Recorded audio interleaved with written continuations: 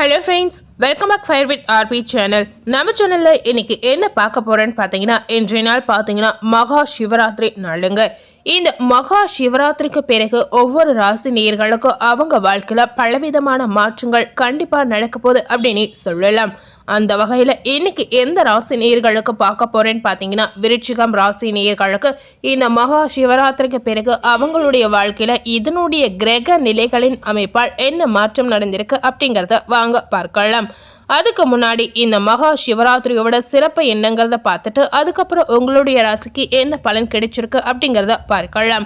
So நம்ம சேனலில் first time பார்க்குறவங்களா இருந்தீங்கன்னா முதல்ல நம்ம சேனலை சப்ஸ்கிரைப் பண்ணி பக்கத்தில் இருக்கக்கூடிய பெல் பட்டனையும் மறக்காம ப்ரெஸ் பண்ணிடுங்க. பொதுவாகவே மகா சிவராத்திரி அப்படின்னு சொல்லும்போது இந்த நாள் சிவ பெருமானுக்கு ஒரு உரிய நாள் அப்படின்னு சொல்லலாம். அதாவது சிவ வழிபாட்டிற்கு ஏற்ற நாளாகவும் இந்த நாளை சொல்லலாங்க. இந்த மகா சிவராத்திரி அப்படின்னு என்னன்னு பார்த்தீங்கன்னா, மாசி மாதம் தேய்பிறை சதுர்த்தி திதியில் அம்பிகை சிவ பெருமானை வணங்கிய இந்த நாளையே மகா சிவராத்திரியாக கொண்டாடப்பட்டு வருகின்றோம். அதாவது பிரளய காலத்தின் போது பிரம்மனும் அவரால் சிருஷ்டிக்கப்பட்ட அனைத்து ஜீவராசிகளும் அழிந்துவிட்ட நிலையில் பார்த்தீங்கன்னா, இரவு பொழுதில் அம்பிகை உமாதேவி பரமேஸ்வரனை நினைத்து பூஜை செய்தாங்க. 4 ஜாமங்களிலும் பார்த்தீங்கன்னா இரவு முழுவதும் ஆகம விதிப்படி அர்ச்சனை செய்தாங்க. பூஜையோட முடிவில் பார்த்தீங்கன்னா அம்பிகை ஈஸ்வரனை வணங்கி அடியேன் தங்களை பூசித்த இந்த இரவை தேவர்களும் மனிதர்களும் தங்களுடைய திரு நாமத்தாலேயே அதாவது சிவராத்திரி என்று கொண்டாட வேண்டும் அப்படின்னு வேண்டிக் கொண்டதாக சொல்லப்படுது. சிவராத்திரி அன்று சூரியன் மறைந்தது முதல் நாள் மறுநாள் காலை சூரியன் உதயமாகும் வரை சிவபெருமானை பூஜை செய்பவர்கள் யாராக இருந்தாலும் பார்த்தீங்கன்னா அவர்களுக்கு எல்லாவித பாக்கியங்களும் தந்து முடிவில் மோட்சத்தையும் அளிக்க வேண்டும் அப்படின்னு வேண்டினாங்க. இந்த மாதிரி அருள் புரியுங்க அப்படின்னு அன்னையானவங்க வேண்டிக் கொண்டதாக சொல்லப்படுது. சிவபெருமானும் பார்த்தீங்கன்னா அப்படியே ஆகட்டும் என்று கூறி அருள் புரிந்தார். அந்த இரவையே சிவராத்திரி என வழங்கப்பட்டு அனைவராலும் கொண்டாடப்பட்டு வருகிறது. பகல் பொழுது பரமேஸ்வரனுக்கும் இரவு பொழுது அம்பிகையான உமா தேவிக்கும் உரியது என்று நியமனம் சொல்லப்பட்டிருக்கு. ஆனால் சிவராத்திரி என்பது அம்பாளுடைய வேண்டுதல் படி கொண்டாடப்படுவதால் அது முழுமையாக பார்த்தீங்கன்னா சிவனுக்கு உரியதாயிற்று அப்படின்னு சொல்லலாம். இதுதாங்க இந்த மகா சிவராத்திரியோட சிறப்பு. ஸோ இந்த மகா சிவராத்திரியோட சிறப்பு என்னங்கிறத பார்த்துருப்பீங்க. இந்த மகா சிவராத்திரிக்கு பிறகு விருச்சிகம் ராசி நேயர்களுக்கு என்ன பலன் கிடைச்சிருக்கு அப்படிங்கிறத பார்க்கலாம். முதல்ல இந்த மகா சிவராத்திரிக்கு பிறகு விருச்சிக ராசி நேயர்களுக்கு கிரக நிலை எப்படி இருக்கு அப்படிங்கிறத பார்க்கலாம். உங்களுக்கான கிரக நிலை பார்த்தீங்கன்னா, தைரிய வீரிய ஸ்தானத்தில் சூரியன் மற்றும் புதன், சுகஸ்தானத்தில் சனி, பஞ்சமஸ்தானத்தில் சுக்கிரன் மற்றும் ராகு, களத்திரஸ்தானத்தில் குரு, அஷ்டம ஆயுள் ஸ்தானத்தில் செவ்வாய், லாபஸ்தானத்தில் கேது என கிரக நிலை இந்த மகா சிவராத்திரிக்கு பிறகு உங்களுக்கு இப்படிதாங்க இருக்க போகுது. அதே போல விருச்சிக ராசி நேயர்களுக்கு இந்த மகா சிவராத்திரிக்கு பிறகு பார்க்கும் பொழுது எப்பொழுதுமே விருச்சிக ராசி நேயர்கள் கொடுத்த வேலைகளை கச்சிதமாக முடிப்பதில் சிறந்த ஒரு நபர் அப்படின்னு சொல்லலாம். உங்களுக்கு இந்த மகா சிவராத்திரிக்கு பிறகு நீங்க எதிர்பார்த்த பணவரத்து கண்டிப்பா உங்களை வந்து சேரலாம். உங்களுடைய ராசியில் இருக்கும் வக்ரச்சனியால் மன நிம்மதி உங்களுக்கு இந்த காலகட்டத்தில் குறையலாம். வீண் பிரச்சனைகளை அனாவசியமாக சந்திக்கக்கூடிய ஒரு சூழல் உங்களுக்கு ஏற்படும்.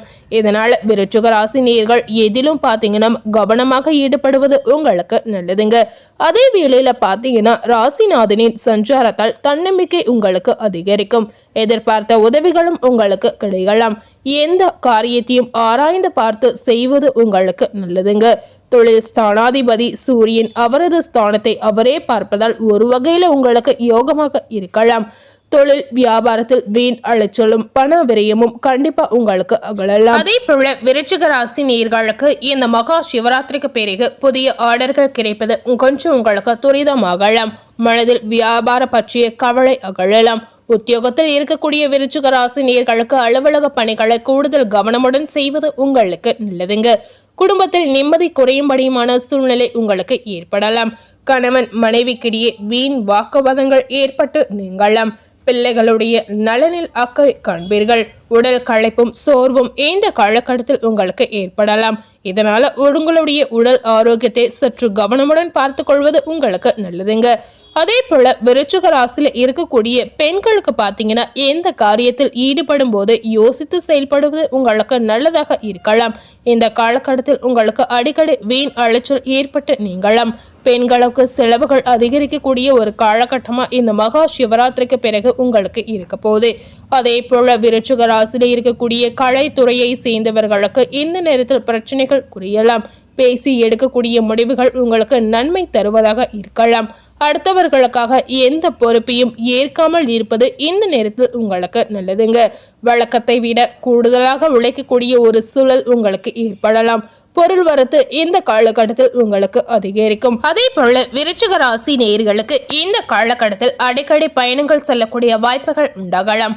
அரசியல் துறையில இருக்கக்கூடிய விருச்சிக ராசி நேயர்களுக்கு வீண் அலைச்சல், காரிய தாமதம் இந்த மாதிரி விஷயங்கள் உங்க வாழ்க்கையில நடக்கலாம். இந்த நேரத்துல நீங்க எடுக்கக்கூடிய புதிய முயற்சிகளை தள்ளிப்படுவது உங்களுக்கு நல்லதுங்க. ஏதாவது ஒரு புதிய முயற்சியை செய்யணும் அப்படின்னு ஆசைப்பட்டீங்கன்னா கொஞ்ச நாள் வெயிட் பண்ணி அந்த முயற்சியை நீங்க செய்யலாம்.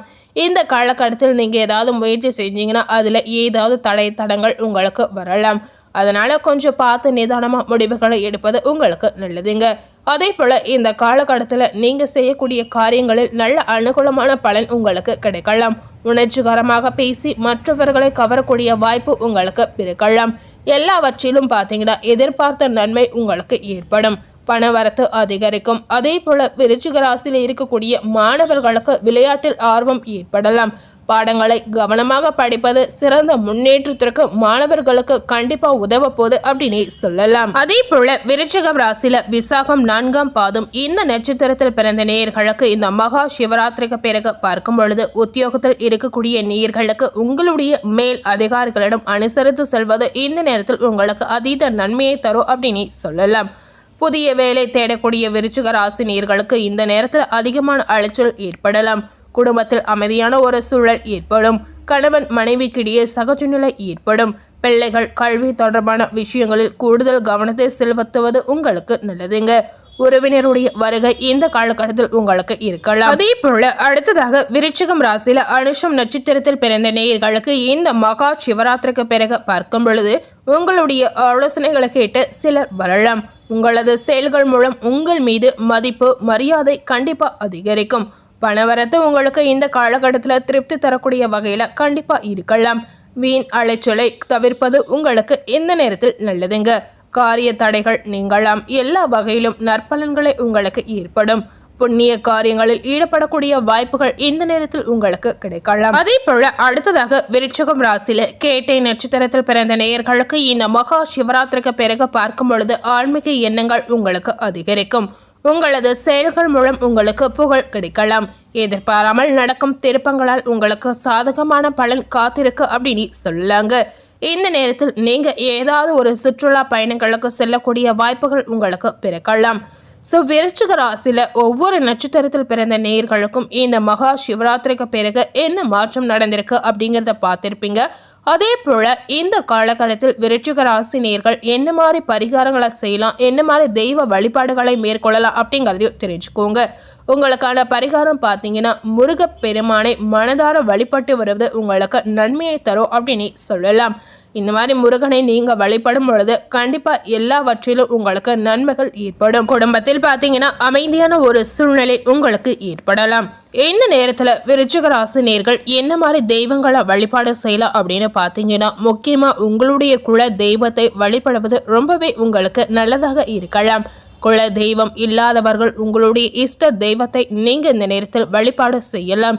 இந்த மாதிரி குல தெய்வத்தை நீங்க வழிபடும் பொழுது குல தெய்வத்துடைய பரிபூர்ண ஆசீர்வாதம் உங்களுக்கு கண்டிப்பா கிடைக்கலாம். ஸோ முடிந்த அளவுக்கு விருச்சிக ராசி நேயர்கள் இந்த மாதிரி கோவில் குளங்களுக்கு சென்று வரலாம். அதே போல இந்த மாதிரி பரிகாரங்களை நீங்க ட்ரை பண்ணி பார்க்கலாம். ஸோ இன்னைக்கு நம்ம சேனல்ல விருச்சிக ராசி நேயர்களுக்கு இந்த மகா சிவராத்திரிக்கு பிறகு என்ன மாதிரியான மாற்றங்கள் திருப்பங்கள் நடந்திருக்கு அப்படிங்கிறத இந்த வீடியோ மூலம் பார்த்து தெரிந்திருப்பீங்க. ஸோ கண்டிப்பாக விருச்சிக ராசி நேயர்களுக்கு இந்த வீடியோ ரொம்பவே ஒரு பயனுள்ள வீடியோவாக உங்களுக்கு இருந்திருக்கலாம்.